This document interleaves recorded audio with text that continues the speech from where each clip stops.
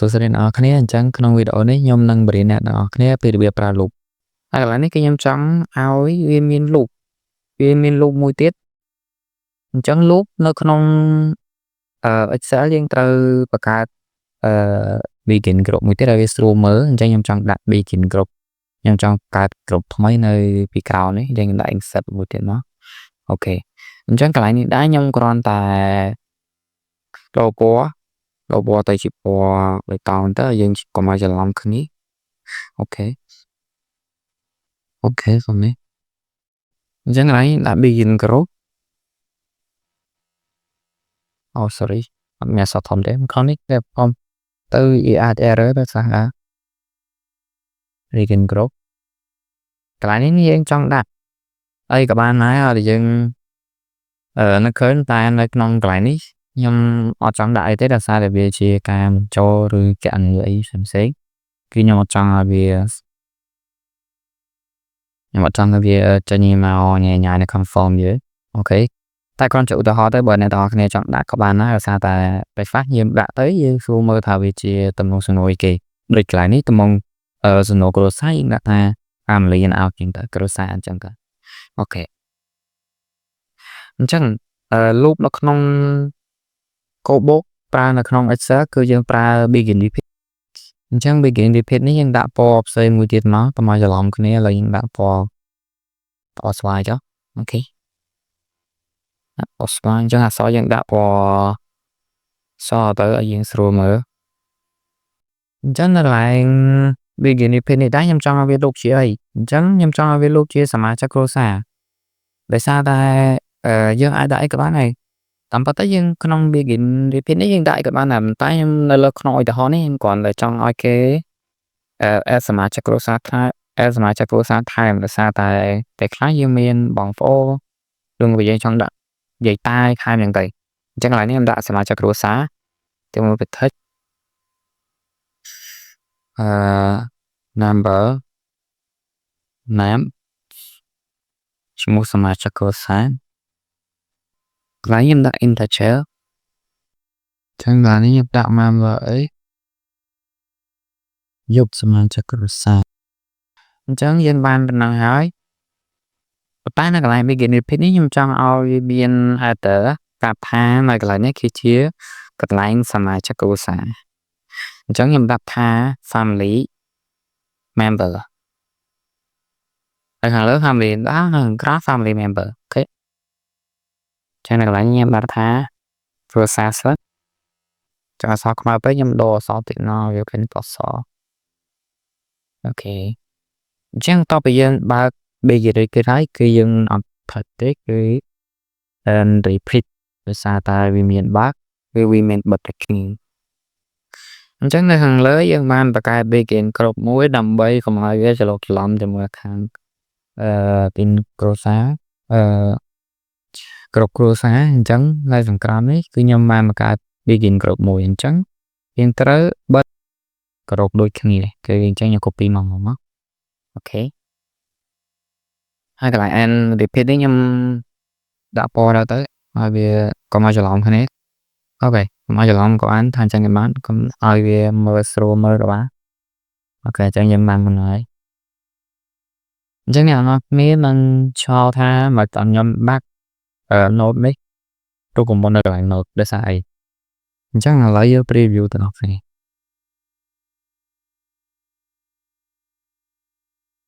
for replace for ទៅ founding show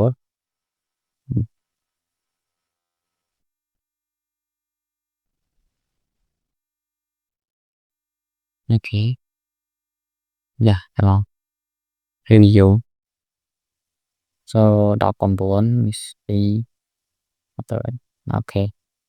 អញ្ចឹងអ្នកទាំងអស់គ្នាក៏បានឃើញដែរថានៅកន្លែង row 19នេះគឺខ្ញុំមាន skin ការ collection អញ្ចឹងយើងទៅមើលអស់គ្នាអូខេនេះ row 19អញ្ចឹងដូចខ្ញុំបានត្រាំមិញអញ្ចឹងគឺខ្ញុំច្រឡំ row គឺខ្ញុំប្រាប់ដាក់រូបមន្តនៅខាងក្រៅវិញអញ្ចឹងកន្លែងហ្នឹងយើងមើលមែនតើដោយសារតែពេលខ្លះយើងដាក់ខុសដូក៏វាអត់អាចចេញឲ្យយើងបានដែរ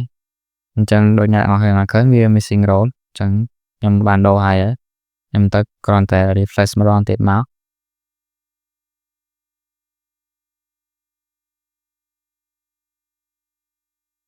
អូខេអញ្ចឹងយើងចុច preview មកអូខេចឹងចាំតិចមក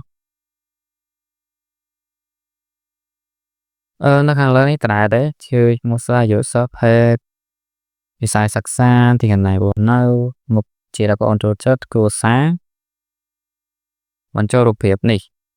អញ្ចឹងឲ្យបញ្ចូលរូបភាពនេះយើងគ្រាន់តែចុចទៅលើ file វាមកវាបញ្ចូលឲ្យយើងជ្រើសរើសរូបភាពអូខេអញ្ចឹងខ្ញុំសាកដាក់មួយទៅបាទហើយកម្ពស់នៅពេលដែលយើងវាយពេលតូចជាង0គឺវាបានទេគឺវានឹងឲ្យយើងបញ្ជាក់ប្រាប់យើងថាកម្ពស់ឬធំជាង0អញ្ចឹងកន្លែងនេះខ្ញុំបញ្ចូលចំណុចសិនមកអូខេបានមើលតន័យផងដែរអូខេបញ្ចូលពីលើខ្ញុំដាក់ឈ្មោះថងញ៉ែជាសារងឲ្យនឹងស្រៀងពេកមកដោអូខេចឹងអាយុនេះខ្ញុំដាក់ថា19ឆ្នាំទៅប្រហែលហើយនេះដាក់2អូខេពេចណាក៏បានដែរអានេះតែសិនទេចឹងកន្លែងផ្សេងនេះខ្ញុំអត់ចង់ទៅអញ្ចឹងទេដោយសារតែវាមានរូបមន្តដើម្បីដាក់វាបំពេញដើម្បីដាក់ឲ្យវាចេញប្រអប់បំពេញអញ្ចឹងខ្ញុំចង់ដាក់បំពេញវិញខ្ញុំដាក់ប្រវត្តិត្រាណោះវាកុំសារបានជាដាក់តែមួយបានហើយអូខេកន្លែងឈ្មោះឪពុកនេះខ្ញុំដាក់ថា V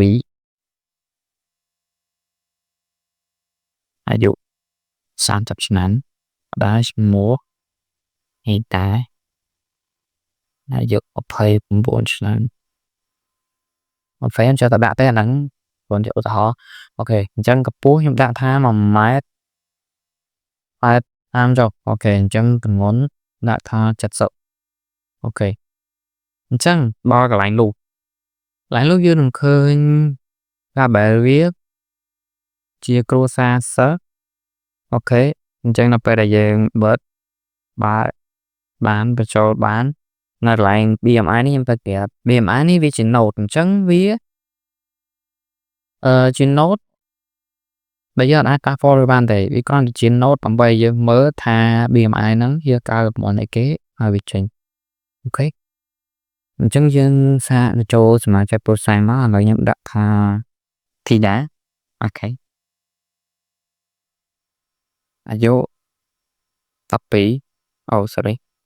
មក12អូខេអញ្ចឹងកន្លែងលោកនេះយើងប្រើដើម្បីលោកនេះគឺយើងប្រើដើម្បីនៅពេលដែលយើងមានសមាជិកគ្រួសារច្រើនឬមួយក៏យើងចង់ដាក់ឲ្យគេបញ្ចូលបានច្រើនដងតែតម្រង់សំណួរតែមួយអូខេនៅកន្លែងលោកនេះដែរគឺយើងអាចប្រើបានច្រើនយើងអាចដាក់ឲ្យគេបន្ថែមតែ5ក៏បានបន្ថែមតែ2ក៏បានបន្ថែមតែ3ក៏បានប៉ុន្តែក្នុងវីដេអូនេះគឺខ្ញុំអត់តបានបន្ថែមបងប្អូនទីរូបមន្តហ្នឹងទេខ្ញុំគ្រាន់តែបង្ហាញពីរបៀបបង្កើតលោកមួយតែប៉ុណ្ណោះអូខេអញ្ចឹងខ្ញុំដាក់2មកវិញអូខេមកឃើញអញ្ចឹងយើងតម្រុំសំណួរដូចគ្នាប៉ុន្តែយើងអាចបញ្ចូលបាន2ដង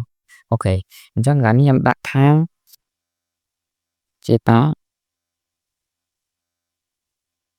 អាយុ15ឆ្នាំអូខេអញ្ចឹងខ្ញុំ validate អូដល់ពេលដែលយើងដាក់ផ្កាយពេលដែលយើងបានចុចគឺវានឹង load មកយើងអូតូហើយដាក់លេខរបស់មកអញ្ចឹងយើងអូខេហើយ that អូខេអញ្ចឹងនៅកន្លែងដែរគឺយើងបាន submit ហើយជាងចុច access ហ្នឹងមកអញ្ចឹងដើម្បីមើល data ដែលយើងបញ្ចូលបានគឺយើងត្រូវទៅបើកនៅកន្លែង collect data sorry កន្លែងហ្នឹងគ្រាន់ជាការ preview ដើម្បីឲ្យយើងមើលទេថាវាជាមិនអញ្ចឹងបើយើងចង់មើល data យើងត្រូវ deploy វាដោយសារខ្ញុំ deploy ហើយអញ្ចឹងខ្ញុំអត់បានដាក់ឲ្យអ្នកគ្នាមើលកន្លែងរបៀប deploy គឺយើងចូលទៅ track អញ្ចឹងនៅពេលដែលយើងចូល track រួចវានឹងមានពាក្យ deploy យើងឥឡូវចាំតិចមកវាកំពុងអត់ដឹងមកតាហើយតាំង flow អូខេនេះគឺនៅក្នុង track នេះនៅពេលដែលយើងចូលដល់ឲ្យមានពាក្យ deploy អញ្ចឹងនៅពេលយើងចុច deploy មកវានឹង load ចូល deploy អញ្ចឹងខ្ញុំអត់ចង់ឲ្យម្ដងទៀតទេអញ្ចឹងខ្ញុំចូលទៅដល់ collect data ហ្នឹងទៅយើងគ្រាន់តែចុច open វានឹងចូលទៅlink ទៀតចឹងខ្ញុំវាយតែមក ពេលកន្លែងខ្ញុំសុំវាយជាអក្សរអង់គ្លេសដោយសារតែយើងកុំឲ្យយូរដូរទៅវិញតែម្ដងអូខេចឹងខ្ញុំដាក់18ឆ្នាំពេចប្រុសជ្រើសរើសមុខវិជ្ជា2អញ្ចឹងនៅពេលដែលយើងចូលមកលេងថ្មីគឺវានឹងចាប់map យើងនៅពេលយើងនៅកន្លែងណាគឺវាចាប់ម្ដុំហ្នឹងខ្ញុំដាក់ថានៅវាប៉ុន4ដល់វា4ទៅនេះគីគីដែរអូខេអញ្ចឹងតទៅទៀតដាក់ផ្សេងនៅសារតែយើងបានបិញរូបមុនវាហើយចឹងខ្ញុំនៅតែដាក់ប្រវត្តិដែរប្រវត្តិ30ឆ្នាំរីតាខ្ញុំអត់បានបំពេញឈ្មោះខ្មែរទេដោយសារកុំឲ្យវាកុំឲ្យយូរខ្ញុំដូរចូលមកនឹងសុំទៅលឿនហើយអូខេអញ្ចឹងកន្លែងខ្ញុំគ្រាន់តែចុចណោះបាក់ថតចូលកម្ពស់1ម៉ែត្រតាត្រាំងគីឡូ70ចឹងដូចខ្ញុំបានប្រាប់ចឹងកន្លែងនេះគឺជា note អញ្ចឹងយើងអាចធ្វើអីបានទេយើងគ្រាន់តែជាមើលតែប៉ុណ្ណឹងអូខេសមាជិកគ្រួសារហើយខ្ញុំដាក់ឈ្មោះថាអាយុ18ឆ្នាំអែតមួយទៀតដាក់ឈ្មោះថាបញ្ចុះ13ឆ្នាំអូខេប៉ុណ្ណឹងសិនហើយកុំឲ្យអ្នកគ្នាមកយូរអូខេអញ្ចឹងខ្ញុំហិត submit មកអូខេ I log in ទៀតអញ្ចឹងខ្ញុំ log in សិនដែលសារខ្ញុំមានserver ស្រេចទៅអញ្ចឹងវាឲ្យយើងចូលទៅហ្មង submit មកអានបើទៅវាជាវាអាចเป็นជាផ្សេងទៀតណាប៉ុន្តែខ្ញុំមិនដឹងមិនដែរមិនវាចេញទូខ្ញុំអត់ដឹងអូខេអាចជា incredible យ៉ាងសូមមកតាអញ្ចឹងយើងគាត់ចុច research មកឲ្យវាមាន tool submission ឡើងនេះមកអូខេអញ្ចឹងតាយើងចូលហើយអញ្ចឹងអានេះយើងអញ្ចឹងយើងនឹងបានឃើញ data 2ដែលយើងបានបញ្ចូល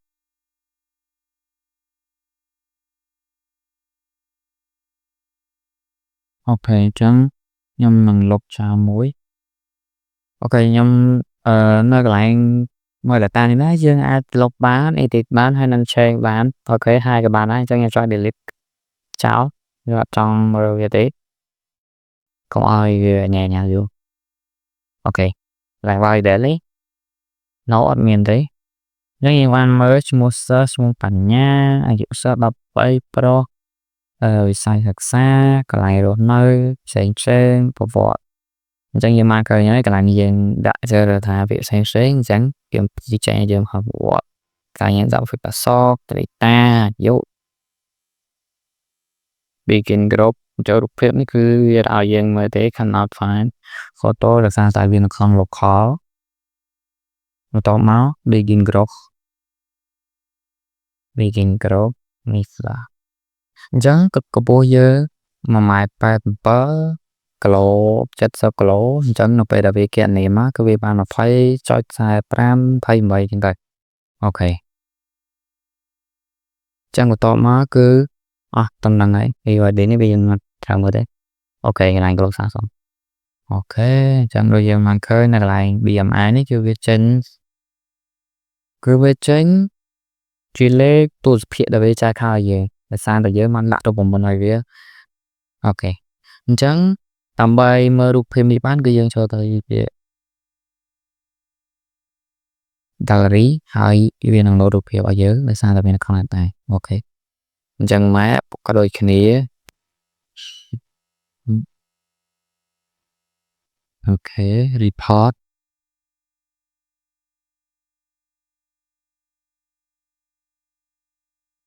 អញ្ចឹងមានតែប៉ុណ្្នឹងឯងសម្រាប់វីដេអូថ្មីគឺយើងអស់ហើយអញ្ចឹងអរគុណអ្នកនរគ្នាជួបគ្នាក្នុងវីដេអូក្រោយ